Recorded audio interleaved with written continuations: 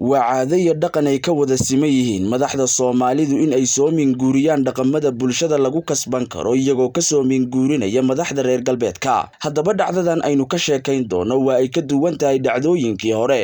Waa dhacdo dhacday marxalad isku mid ah iyagoona madaxda dhacdadan ay sameeyeen waqti isku mid ah oo lagu jiro olole doorasho. Gudoomiyaha xisbiga mucaaradka wadani Dr. Cabdiraxmaan Cabdullaahi Ciro ayaa waxa uu noqday mas'uulkii ugu horeeyay ee Soomaali ficil uu sameeyay ay kaga daydaan madaxda kale ah madaxweynihii hore ee dalka Mareykanka Barack Obama iyo madaxweynaha Puntland Mudane Siciid Cabdullaahi Deni. Aynu ku horeeno dhacdada uu gudoomiye Ciro uu sameeyay ee ay iyaguna sameeyeen madaxda kale ah Obama iyo madaxweyne Deni. gudoomiyaha xisbiga mucaaradka wadani Dr. Cabdiraxmaan Cabdullaahi Ciro ayaa 12 November sanadii 2017 waqtigaas oo uu gudoomiye Ciro ku jiray ololihiisii doorashada madaxtooyada Soomaaliland ayaa waxa uu qayb ka mid ah bulshada Soomaaliland kula xiriiray khadka telefoonka isagoona ka codsanayay in ay codkooda siiyaan waxaanu Mudane Ciro u soo bandhigay bulshadii uu la xiriirayay waxyaabaha uu damacsan yahay in uu dalka ka qabto. Nasiib wanaag gudoomiye Ciro bulshadii uu la xiriiray waa ay siiyeen codkoodii.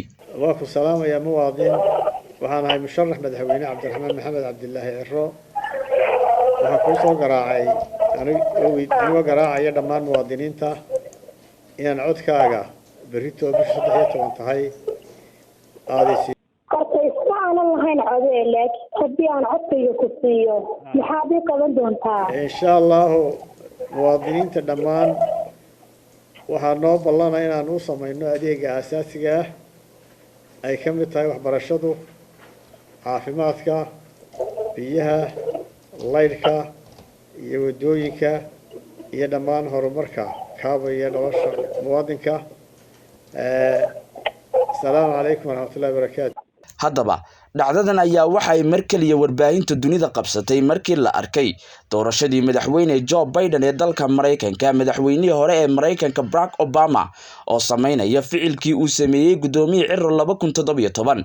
Obama ayaa isna bulshada Mareykanka waxa uu kula xiriiray khadka telefoonka waxaanu ka codsaday inay codkooda siiyaan Joe Biden. Nasiib wanaag bulshada Mareykanku waa ay aqbaleen baaqa uu madaxweynahoodii hore u soo jeediyay codkiina waa ay siiyeen madaxweyne Joe Biden.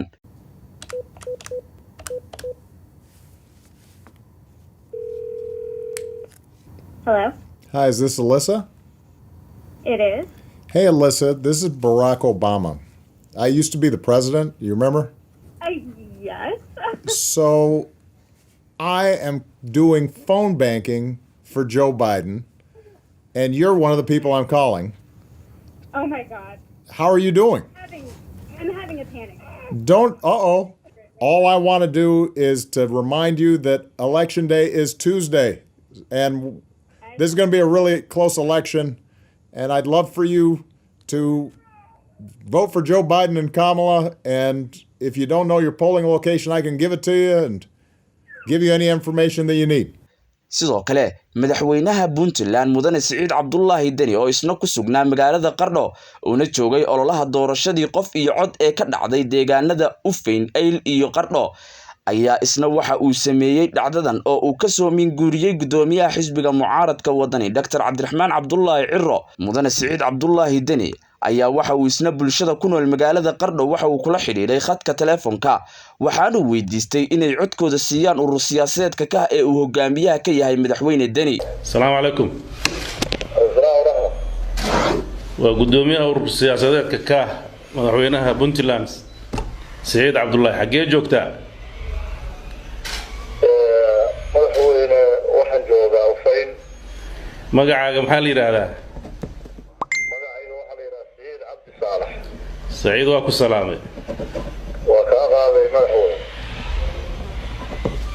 ودكتور doorashooyin baan ku jirnaa waxaan ku soo wacay inaan ogaado in dadka deegaanada laga codeynaya inaan dad qaar kala hadlo marka diiwaangelintii iyo kaarkii iyo dadka qaatay ku jirtaa mise dadka aan qaadan baa ma dadka qaatay ka mid ah waa kugu hambalyeynaya Siciid inaad arintaas oo runtii masiirka ummadan iyo mustaqbalkeeda u ah muhiim inaad garashadaas yeelatay oo dadka nasiibka u yeeshay aad noqotay seejade ka codeynaysa hadii Ilaahay idmo